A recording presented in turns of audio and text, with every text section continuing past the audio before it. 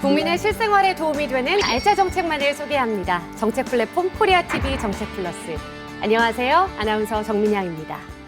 근로자의 소득세액을 결정하는 연말정산.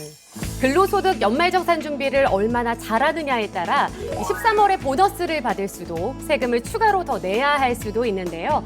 연말정산을 위해 꼭 챙겨야 할 사항은 무엇인지, 연말정산과 관련해 달라진 것은 어떤 점인지 꼼꼼히 짚어보겠습니다. 오늘 도움 말씀 주실 두 분 함께 자리해주셨습니다. 안녕하세요. 네, 안녕하세요. 저는 장원세무사 대표세무사 이장원입니다. 네, 반갑습니다. 안녕하세요. 안녕하세요. 고려사이버대학교 세무회계학과 허원 교수입니다. 네, 1년에 한 번 근로자라면 피해갈 수 없는 절차가 있습니다. 바로 연말정산인데요. 연말정산은 정확하게 어떤 것을 의미하는 건가요? 이 연말정산은 이 1년간 소득에 대한 세금을 정산한다라고 생각을 하시면 됩니다. 그래서 월급에서 미리 이제 원천징수를 받으시잖아요. 그래서 네. 빠져나갔던 세금과 그다음에 1년간 내 월급에 대한 실제 내야 되는 세금하고 이 비교를 해서 더 내야 되는 부분이 있으면 추가로 납부를 하고 그다음에 내가 더 낸 부분이 있으면 환급을 받는 절차입니다. 네, 오늘 방송을 좀 잘 들어서 이왕이면 좀 환급을 받을 수 있는 쪽으로 시청자 여러분들이 꿀팁을 좀 알아가시면 좋을 것 같습니다. 네, 국세청 홈택스에 지난해 근로소득 연말정산을 위한 간소화 서비스가 지난 15일에 개통됐습니다. 간소화 자료는 15일부터 확인 가능합니다. 이외에 별도로 추가하거나 수정할 사항이 있는 근로자는 18일까지 자료를 제출하면 됩니다. 조회되지 않는 의료비 신고는 17일까지 가능하고 최종 확정 자료는 20일부터 제공됩니다. 이 간소화 서비스란 무엇을 말하는 건가요? 네, 이제 연말정산 간소화 서비스라는 거는 우리가 연말정산을 받을 때 은행이나 학교, 병원과 같이 이렇게 소득공제나 세액공제에 필요한 서류들을 받아야 되는데요.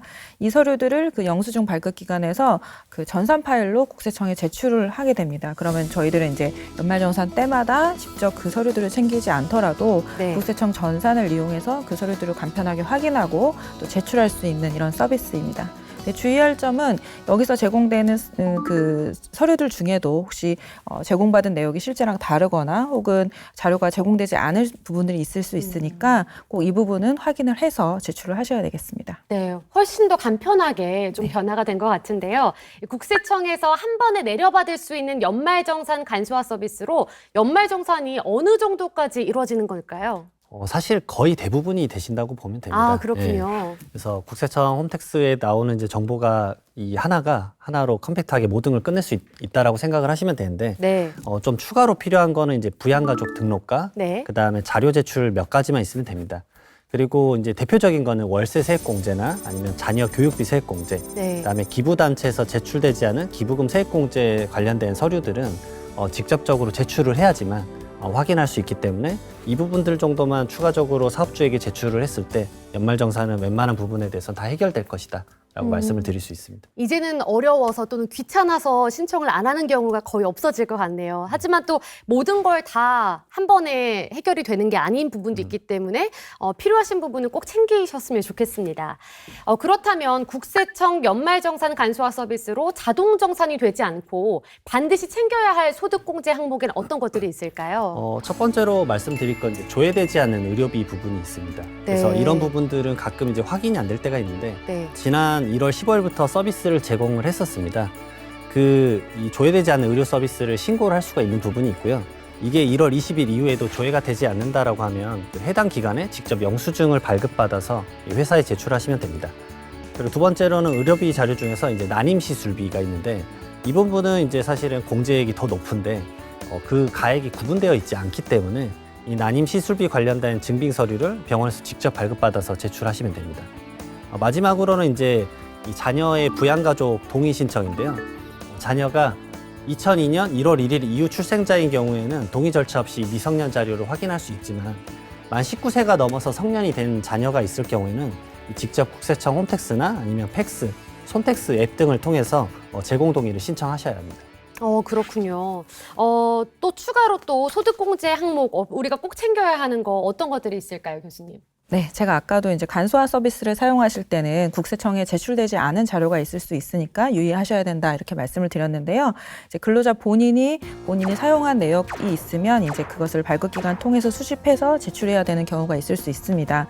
예를 들어서 기부금이라든지 교육비 같은 것들은 본인이 사용한 내역인데 간소화 서비스에서 제공되지 않는 것들이 있다면 꼭 챙겨서 같이 제출을 하셔야 될 것 같고요. 그다음에 주택마련 저축이나 주택자금 관련된 소득공제의 경우에도 이것을 사용했다고 해서 다 공제가 되는 것이 아니라 본인이 이제 무주택 세대주라든지 이런 공제 요건이 충족이 되어야 됩니다. 그래서 그 연말정산 간소화 서비스에서 제공되는 것만으로는 이제 저축 납입 금액이라든지 원리금 상환 금액 이런 것들만 제공이 되는데요.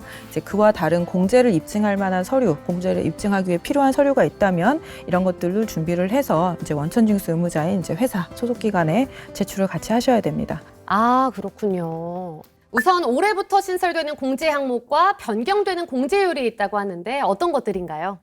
첫 번째로는 이제 대중교통 이용 금액에 대한 공제율이 한시적으로 40%에서 80%로 이제 2배 상향 조정이 됐습니다. 와, 2배나 높아졌네요. 그러나 기간이 있습니다. 2022년 7월부터 12월까지의 사용 금액에 대해서만 적용받으실 수 있고요. 그다음에 두 번째로는 신용카드 등 소비 증가분에 대한 소득 공제가 계속돼서 적용되는데 네. 여기에 추가로 전통시장 사용금액 소비 증가분도 마찬가지로 추가를 해줬습니다. 이 소비 증가분이라는 표현은 어떤 거냐면 2022년도 사용금액이 2021년도에 대비해서 5% 이상 초과한 금액에 대해서 그 부분에 대해서 20%의 소득공제가 적용이 되는데 이 일반적인 소비 증가분과 그다음에 전통시장 소비 증가분 각각 100만 원씩 총 200만 원의 소득공제를 챙기실 수 있기 때문에 이 부분은 꼭 더 많은 이 소득공제를 위해서 체크를 한번 해보셨으면 좋겠습니다. 네. 자, 또 추가로 또 어떤 게 있을까요? 네. 무주택 세대주인 근로자가 주택을 임차하기 위해서 차입한 자금의 공제 한도가 기존 이제 300만 원에서 400만 원으로 확대가 되었습니다. 그리고 난임 시술비 같은 경우에는 기존 20%에서 30%로 또 미숙아나 선천성 이상아를 위해서 지출한 의료비 같은 경우에는 기존 15%에서 20%로 공제율이 상향되었습니다. 또 작년에 한시적으로 상향 조정되었던 기부금 세액 공제율이 올해도 연장되었는데요. 따라서 22년에 지출한 기부금 중에서 1천만 원 이하의 금액에 대해서는 20%, 1천만 원을 초과하는 금액에 대해서는 35%의 세액 공제를 받으실 수 있습니다. 또 총급여 7천만 원 이하의 무주택 근로자가 지출하는 월세액에 대해서는 총 급여액의 규모에 따라서 세액 공제율이 종전의 10% 또는 15%에서 12% 또는 17%까지 상향 조정되었다는 점도 살펴볼 필요가 있습니다. 네. 우리가 챙겨야 할 항목들도 생각보다 좀 여러 가지가 있는 것 같아서 방송 보시는 분들도 잘 체크를 해보시면서 보시면 좋겠습니다. 해마다 준비하는 연말정산이지만 할 때마다 복잡하고 또 어렵게 느껴지는데요. 연말정산도 어떻게 신고하느냐에 따라서 환급을 받을 수도 있고 오히려 세금을 더 내야 하는 경우도 있다고 합니다. 똑똑한 연말정산 어떻게 해야 하는지 영상으로 먼저 만나보시죠. 해가 바뀌어도 변하지 않는 사무실 풍경이죠. 오늘도 직원들은 성실하게 맡은 일을 하고 있는데요. 입사 10년 차의 A씨와 B씨는 연봉도 같고 같은 해에 입사한 입사 동기입니다. 하반기만. 그래. 하반기. 네네네, 알겠습니다. 작년 연말정산 환급금이 함께 들어온다는 생각에 신나서 핸드폰을 확인하는 A씨와 B씨. 그런데 A씨는 환급금을 많이 받는 반면 B씨는 추가로 납부를 하게 되었네요. 부모님을 인적공제 대상자로 등록하게 되는 경우에 150만 원의 소득공제 혜택이 있습니다. 특히나 부모님이 만 70세 이상인 경우에는 100만 원의 추가 공제 혜택까지 있는데요. 따라서 A씨의 어머니 같은 경우에는 일용 근로소득만 있기 때문에 합산되지 않는 것이고요. B 씨의 어머니는 퇴직소득이 있으시기 때문에 공제 대상에 해당되지 않습니다. 인적공제를 받으시려면 소득금액 요건을 충족해야 하는데요. 여기서 말하는 소득금액은 분리과세되는 소득은 빼고 근로소득이나 사업소득 등 종합소득 금액에 퇴직소득과 양도소득 금액도 합산하게 됩니다. 아하, A씨는 어머니가 만 70세 이상의 일용 근로소득자라 혜택을 받을 수 있었군요. 그런데 B씨의 어머니는 퇴직소득 금액이 100만 원 이상이었지만 현재 소득 활동이 없어서 당연히 소득공제를 받을 수 있을 거라 여겼던 B씨. 두 사람 모두 어머니를 인적공제 대상자로 등록했지만 전혀 다른 결과가 나왔네요. 결국 A씨는 150만 원의 소득공제 혜택을 받은 반면 B씨는 공제 대상이 아닌데도 공제를 적용받아서 추가 징수를 받게 되었습니다.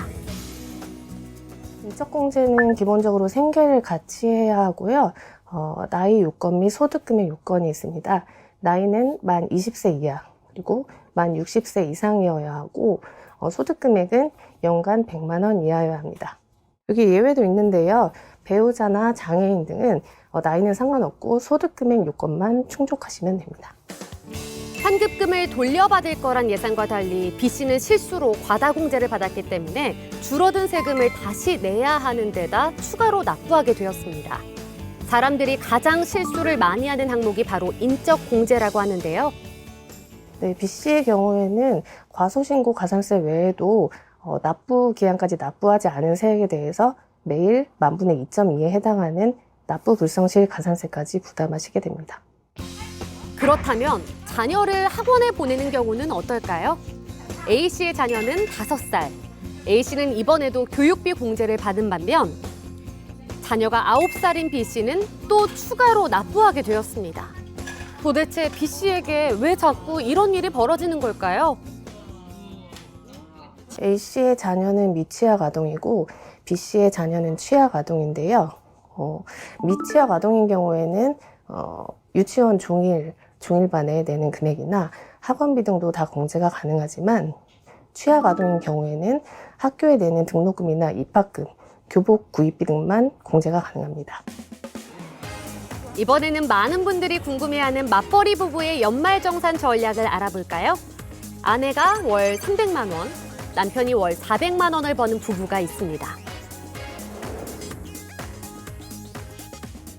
우리나라는 소득세 계산 시 누진세율을 적용하고 있는데요.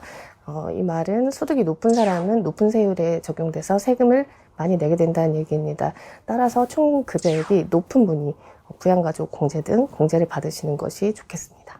비슷한 경우에는 각각 공제사항을 확인해보고 공제사항까지 비슷하다고 하시면 나누어서 인적공제 받는 것이 좋겠죠. 맞벌이 부부의 경우에 본인이 계약자이면서 피보험자인 경우에 보장성 보험은 공제가 가능한 것이기 때문에 본인이 계약자이고 배우자가 피보험자인 경우에는 공제가 되지 않는 점을 주의하시면 되겠습니다. 자녀에 대한 보장성 보험료도 공제가 가능한데요. 단 인적공제를 받는 근로자분이 계약자셔야 합니다. 자녀의 교육비 공제를 이중으로 받는 것은 당연히 불가능하고요. 해당 자녀를 기본공제 대상자로 등록한 근로자분이 교육비 공제를 받으시면 되겠습니다. 의료비 공제는 기본 공제 대상자를 위해 제출한 의료비에 대해서 세액 공제가 가능한 것인데요. 여기서 특이한 점은 의료비 공제에 대해서는 나이나 소득금액 요건이 상관이 없다는 것이고요. 지출한 금액의 15%를 세액 공제 받으실 수 있습니다. 그리고 본인이나 65세 이상 장애인 등 해당되지 않는 경우에는 700만 원이라는 지출액 한도가 있으니 주의하셔야겠습니다. 신용카드를 각각 사용하는 맞벌이 부부의 경우에는 당연히 총 급여액이 높은 분이 많이 사용하시는 것이 유리하겠죠. 내 자녀가 사용하신 체크카드도 공제가 가능합니다. 연말정산 시즌이 돌아왔습니다. 의외로 배우자 인적공제를 잘못하는 바람에 추가로 납부했다는 사람들을 많이 볼 수 있는데요. 올해에는 연말정산 간소화 서비스로 연말정산이 편하고 쉬워졌다지만 특히 중복공제 같은 경우는 잡지 못하는 경우가 많으니까 제출 전에 여러 번 확인, 또 확인해 보시기 바랍니다. 이 영상에서 보면 두 사람이 같은 연봉을 받거든요. 그런데 한 사람은 환급을 받고 또 한 사람은 추가 납부를 하게 생겼단 말이죠. 소득공제 인정의 가운데 어느 정도가 연말정산 환급액으로 확정이 되는 걸까요? 우선 소득공제에 인정되는 부분이 아무리 크더라도 네. 본인이 납부한 금액을 한도로 정해진다라는 사실을 꼭 인정하셔야 됩니다. 그래서 결국 연말정산 환급액은 결정세액에서 이 기납부세액을 차감한 부분까지만 환급이 된다라고 보시면 되고요. 참고로 이 반대적인 개념이죠. 이 연말정산에서 오히려 세금을 추가로 납부하는 경우는 또 어떤 거냐고 많이 물어들 보시는데요. 네. 이 중도 퇴사자의 중도 정산을 한번 경험하신 분들입니다. 네. 그다음에 두 번째로는 이제 알뜰이 있어서 오히려 적용을 받을 수 없는 경우. 그다음에 마지막으로는 이제 80%의 원천 징수만을 설정을 할 수가 있습니다. 80%의 적게만 내겠다 내가 매월. 하지만 결국 연말정산 때 다 정산이 되기 때문에 그때는 오히려 추가 납부를 하는 경우가 발생할 수도 있습니다. 이렇게 또 추가로 납부하게 되는 경우까지 소개를 해주셨습니다. 맞벌이 부부의 경우 부양가족, 그러니까 기본 공제 대상자를 누구에게 넣는 게 더 좋을까요? 네, 많이 받는 질문인데요. 일단 부부의 소득과 부양가족의 공제 항목 종류에 따라서 크게 달라질 수가 있습니다. 그리고 기본적으로는 연말정산이라는 거는 1년간 납부한 원천징수 세액을 이제 한 번에 정산하는 개념이기 때문에 환급받을 기납부세액이 충분한지 또 결정세액이 존재하는지 이런 부분들을 먼저 확인해야 되겠습니다. 그리고 확인 후에는 이제 부양가족의 공제 항목을 개별적으로 확인을 해야 될 텐데요. 대부분 이제 연말정산에서 부양가족이 큰 영향을 미치는 부분은 이제 기본공제나 이제 추가공제와 같은 인적공제 항목, 그리고 신용카드 사용액이나 의료비, 교육비, 세액공제 부분이기 때문에 이 부분들을 고려하셔야 되겠습니다. 교수님 말에 이어서 소득공제 항목에서 해당 사항이 많은 이제 부양가족은 이 소득이 높은 사람에게 유리하고, 그다음에 네. 세액공제 항목에 해당 사항이 많은 부양가족은 이 소득이 낮은 사람에게 사실 유리하죠. 이게 또 반대가 되는군요. 다만 신용카드 소득공제 할 때 이게 총급여액의 25%를 초과 사용하는 금액에 대해서 적용을 하기 때문에, 네. 그리고 의료비 세액공제도 총급여액의 3% 초과 사용 금액에 대해서 적용되기 때문에 부부 중에서 어느 한쪽의 소득이 너무 높다라고 하면 오히려 이제 낮은 연봉을 가지고 계신 분한테 공동생활 영위 목적으로 그분의 이름으로 이제 카드를 같이 소비를 하시는 게 한 분에게 이제 신용카드 소득공제를 좀 더 몰아줄 수 있는 방식이 돼서 소득공제를 좀 더 가져가실 수 있습니다. 이렇게 소비 습관을 또 본인의 상황에 맞게 잘 결정을 해보는 것도 좋을 것 같습니다. 기본공제 대상자를 부부가 중복으로 등록했을 경우에는 어떻게 하면 될까요? 네, 뭐 예를 들어서 맞벌이 부부가 자녀를 중복으로 했다. 이럴 때 기본공제는 불가능합니다. 따라서 아까 말씀드렸던 것처럼 이제 서로 협의해서 소득이 높은 배우자가 기본공제를 받는 것이 유리합니다. 그렇게 하지 않을 경우에는 추후에 이제 추징을 당할 수도 있으니까 꼭 유의하셔야 되고요. 그러니까 자녀의 기본공제는 부모 중 한 명만 받을 수 있습니다. 그래서 세액공제는 인적공제를 받는 사람이 받을 수 있다는 점 꼭 알아두셔야 되겠고요. 자녀의 지출 내역을 부부가 뭐 각각 나눠가지고 이렇게 받는 것도 불가능하다는 점을 아셔야겠습니다. 그렇군요. 이 회사에서 지원되는 대학교 학자금이나 실손보험에서 지원받은 의료비는 공제 대상이 되는 건가요? 안 되는 건가요? 네, 회사에서 지원되는 학자금의 경우에는 공제 대상 교육비에서 제외가 됩니다. 이제 저희가 이제 실손의료보험금 같이 보험회사로부터 지급받은 의료비가 공제 대상에서 제외되는 것과 같은 이치인데요. 그래서 회사에서 지원받은 학자금의 경우에도 공제 대상 교육비에서는 제외해야 되겠습니다. 네. 그렇다면 추가로 또 공제 혜택을 받을 수 없는 사례를 알려주신다면 어떤 것들이 있을까요? 주로 이제 이 추징이 잘 되는 케이스들인데요. 네. 그래서 첫 번째로는 소득금액 기준입니다. 이 100만 원 기준을 초과한 부양가족을 공제를 받은 거죠. 그래서 이제 부양가족이 근로소득이나 뭐 사업소득, 퇴직소득 이 정도는 알고 계신데 또 많이 놓치시는 게 또 양도소득입니다.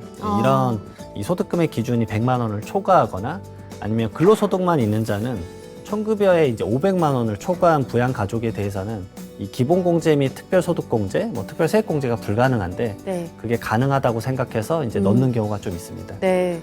두 번째로는 부양 가족 이제 중복공제인데요. 형제자매가 이 부모님을 중복으로 기본공제가 불가능합니다. 그러니까 한 명만 맞습니다. 한 해야 명만 하는군요. 공제를 받을 네. 수 있습니다. 그리고 해당 과세기간 개시일 전에 이 부양가족이 사망을 했다라고 하면 그 부양가족도 인적공제로 이제 활용할 수가 없고요. 네. 그다음에 세 번째로는 이제 신용카드 과다공제입니다. 형제자매가 사용한 신용카드에 대한 사용금액은 공제가 불가능합니다. 네. 그리고 두 번째로는 이제 연간 소득금액이 100만 원 초과하는 배우자 등의 신용카드는 아까 말씀드렸지만 이제 맞벌이 부부처럼 접근을 해야 되기 때문에 네. 당연히 공제가 불가능하고요. 그다음에 맞벌이 부부 자녀가 자녀의 이제 신용카드 등 사용 금액을 중복으로 공제를 하겠다라고 하는 것도 불가능합니다. 신용카드에 대해서 또 헷갈려 하시는 부분들이 많은데 이게 항상 이 사용자 기준이다라고 생각을 하시고 소득공제를 적용하셔야 됩니다. 아, 신용카드를 쓰니까 사용자 기준 이렇게 기억을 네. 좀 하면 좋겠네요.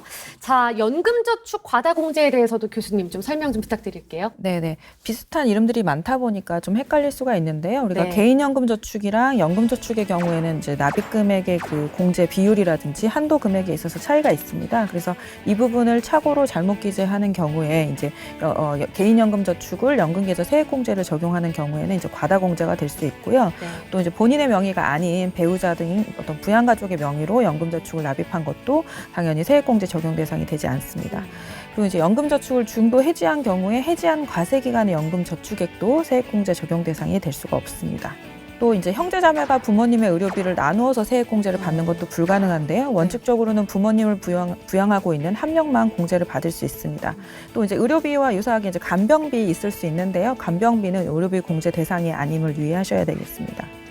또 마지막으로 이제 교육비 같은 경우도 과다공제되는 경우가 있는데요. 이제 가장 일반적으로 본인 외에 본인이 아닌 이제 기본공제 대상자를 위해서 지출한 대학원 교육비는 공제 대상이 아닙니다. 그래서 대학원 교육비는 근로자 본인의 것만 세액공제가 가능하다는 점 또 알아두셔야겠습니다. 네, 자칫 잘못하면 놓칠 수 있는 부분들 잘 정리를 해주셨습니다. 네, 연말정산에 도움이 된다고 매달 연금 붙는 분들도 많으실 텐데요. 연금 공제는 어디까지 적용이 되는 건가요? 우선 연금저축과 이제 개인형 퇴직연금, 이 IRP라고 흔히 알고 계시죠? 이 네. 저축한 금액은 이제 세액공제의 대상입니다. 세액공제요. 소득공제랑 세액공제 용어가 좀 헷갈리실 수 있는데 사실 세액공제는 말 그대로 세금 자체를 줄여주는 방식이기 때문에 네. 효과가 좀 더 높다라고 보시면 됩니다. 그래서 연금저축과 IRP를 합쳐서 연금계좌라고 하는데요. 이 연금계좌는 한 해에 이제 1,800만 원까지 뭐 저축을 할 수 있는데 이 실질적으로 우리가 이제 세액공제를 받을 수 있는 액수는 세법상으로는 좀 정해져 있습니다. 얼마죠? 그래서 이제 이분이 이제 말 그대로 연금저축계좌랑 퇴직연금계좌 세액공제 대상 납입액에 대해서 이 근로소득에 따라서 한도가 좀 변경이 되고 그다음에 이 나이도 또 따지게 되고요. 네. 그다음에 공제율도 좀 더 변동이 생깁니다. 그렇군요. 참고로 납부 한도액의 400만 원은 이제 연금저축 계좌의 한도고 그다음에 이 괄호에 적혀 있는 700만 원은 연금저축 계좌랑 그다음에 퇴직연금 계좌 IRP. 합쳐서 네. 합쳐서의 한도 금액이라고 보시면 됩니다. 그래서 총 공제 한도가 이제 700만 원까지 적용받으면 거기에 이제 세액공제가 16.5%라고 보았을 때는 최대 115만 5천 원까지 공제를 받으실 수 있기 때문에 네. 아주 큰 폭으로 세금을 좀 환급받는 그런 제도로 활용할 수 있습니다. 네. 하지만 제가 이제 항상 말씀드리는 게 이 중도 해지를 하면 그동안에 받았던 다시 다 물어내야 되는군요. 맞습니다. 네. 공제받았던 세액을 전부 반환해야 되기 때문에 저는 항상 말씀드리는 게 진짜 정말 무조건 여유 자금으로만 이걸 하셔야 된다. 왜냐하면 부동산이나 뭐 주식 투자를 하고자 해서 그 돈을 만약에 해약을 하는 순간 전부 다 이 추징을 받으실 수밖에 없기 때문에 이 자산 컨트롤을 좀 잘 하셔야 된다라고 말씀드립니다. 꼭 여윳돈으로 하시는 게 중요하고 예를 들어 집을 사거나 크게 지출할 계획이 있으면 꼭 심사숙고하셔서 결정을 하시는 게 도움이 될 것 같습니다. 네, 보통은 회사에서 근로자의 연말정산을 진행하는데요. 다양한 이유로 개인이 직접 신청하는 경우도 있습니다. 셀프로 하는 연말정산 어떻게 하면 좋은지 셀프 연말정산의 달인을 만나봤습니다. 영상으로 함께 보시죠. 지난 한 해 여러분의 경제활동은 어떠셨나요? 정산할 거 생각하니까 벌써부터 머리가 아파온다고요? 어떤 사람들에게는 식은 죽 먹기이지만 세금 문맹들에게는 머리가 지끈지끈 아파오는 일이죠. 자, 머리에 쥐나는 분들을 위해 준비했습니다. 셀프 정산 어렵지 않아요. 연말정산의 달인이 있다고 해서 찾아 나선 길인데요. 네, 절세를 해주는 미녀라고 해서 절세미녀란 별명으로 더 유명한 김희연 회계사입니다. 국세청 홈택스에 연말정산 간소화 프로그램이 열려서 예전에 비하면 많이 쉬워졌다곤 하지만 아직도 복잡하고 어렵다는 분들 클릭 몇 번이면 됩니다. 자, 따라올 준비 되셨죠? 나도 혼자서 연말정산 할 수 있는 법 지금부터 알려드릴게요.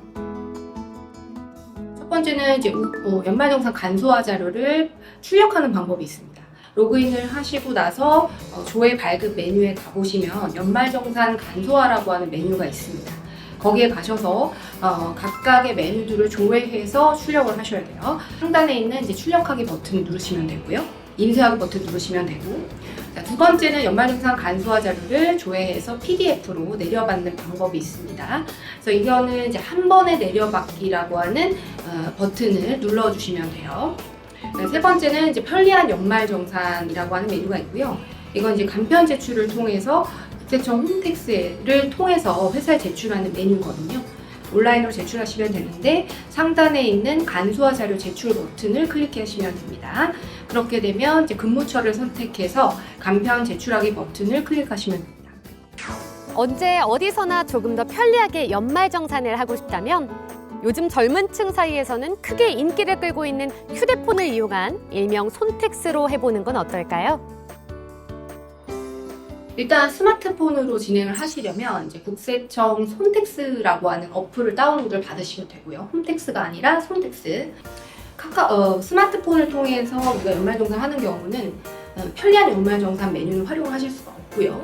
아까 말씀드렸던 사항들 중에 우리가 연말정산 간소화 자료를 버튼을 클릭을 하게 되면 PDF로 다운로드만 가능합니다. 그래서 해당 PDF 다운로드를 해서 회사에 제출하는 거는 손택스로 하실 수가 있고요. 그리고 일괄 제공 서비스 있죠. 일괄 제공 서비스에 대한 동의 버튼 클릭이 손택스로 가능합니다. 일괄 제공 서비스는 동의만 하면 회사에서 알아서 간소화 자료를 다운로드 받을 수 있기 때문에 이 부분은 모바일 홈택스에서 진행이 가능합니다.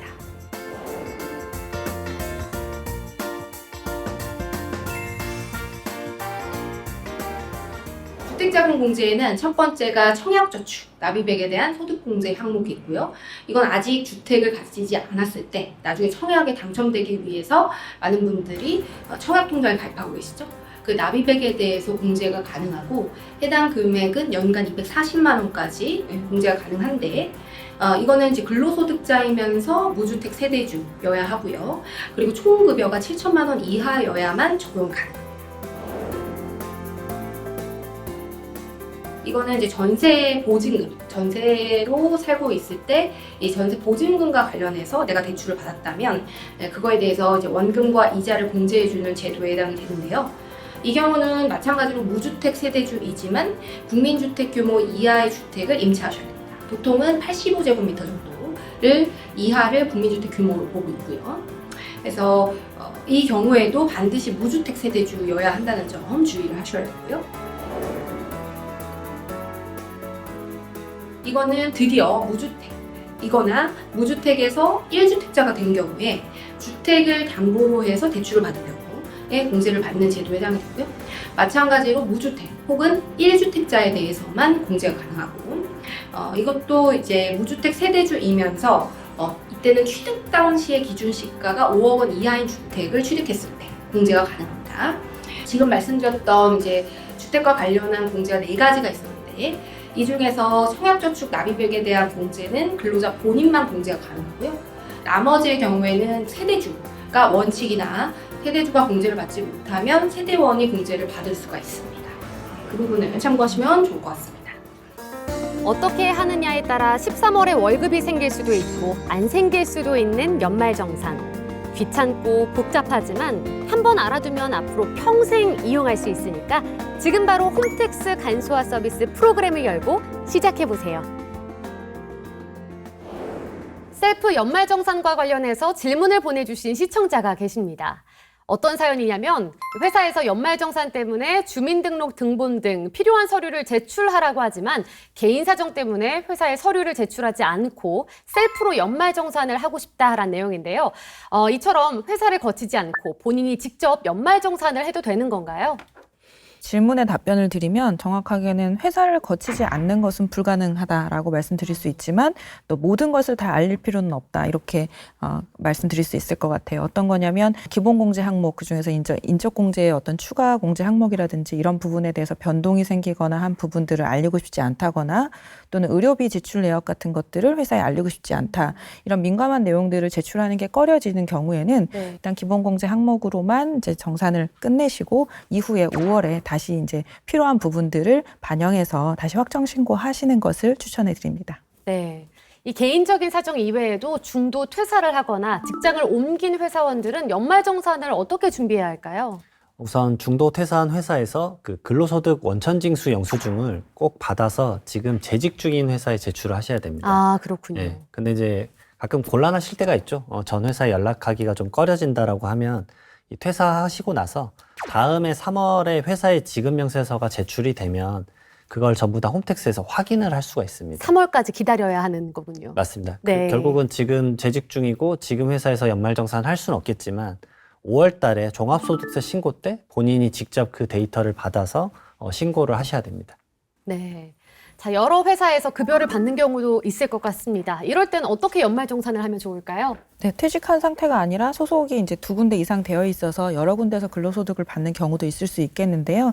이런 경우에는 이제 그 근로소득을 받는 사람이 본인의 어떤 주된 근무지, 종된 근무지를 정해서 그 근무지 변동 신고서를 이제 주된 근무지로 정한 그 원천징수 의무자에게 제출을 하시면 됩니다. 네. 자, 요즘 1인 가구가 3집 중 1집 꼴이라 1인 가구가 꼭 챙겨야 하는 연말정산 꿀팁이 있다면 어떤 것들이 있을까요? 최근에 좀 인기가 시들해졌는데요. 청약통장 관련한 소득공제입니다. 이 청약저축 납입액이 연 240만 원까지 한도를 해서 공제를 받으실 수 있기 때문에 네. 월 20만 원씩 정도 이렇게 이 납입을 하면 좋을 것 같다라는 얘기를 드리고요. 그다음에 청약저축 납입액의 이제 40% 그리고 주택 취득 관련된 이제 원리금 상환액의 이 40%의 합계액이 이 공제를 한도를 300만 원까지만 해줬었는데 이걸 이제 400만 원으로 개정이 되었기 때문에 네. 이런 부분들도 좀 더 챙길 수 있다라는 점 꼭 확인하셨으면 좋겠습니다. 네. 이 자영업 하시는 분들께 적용되는 노란우산 공제 내용도 함께 정리 부탁드릴게요. 네, 노란우산 공제는 이제 사업소득 또는 이제 근로소득 금액의 이제 기준점마다 이 공제 받을 수 있는 액수가 달라지는데요. 네. 이 사업소득 금액이 4천만 원 이하인 경우에는 총 500만 원까지 공제를 받으실 수 있고요. 4천만 원 초과 1억 원 이하인 경우에는 300만 원, 그리고 1억 원 초과가 되는 경우에는 200만 원까지 이 네. 소득 공제를 받으실 수 있습니다. 네. 직장인이 가장 궁금해하는 게 바로 이거일 것 같습니다. 연말정산에 유리한 게 과연 신용카드일지 아니면 체크카드일지 이 사용 금액에 대한 부분일 것 같은데요. 이 부분에 대한 팁이 있을까요?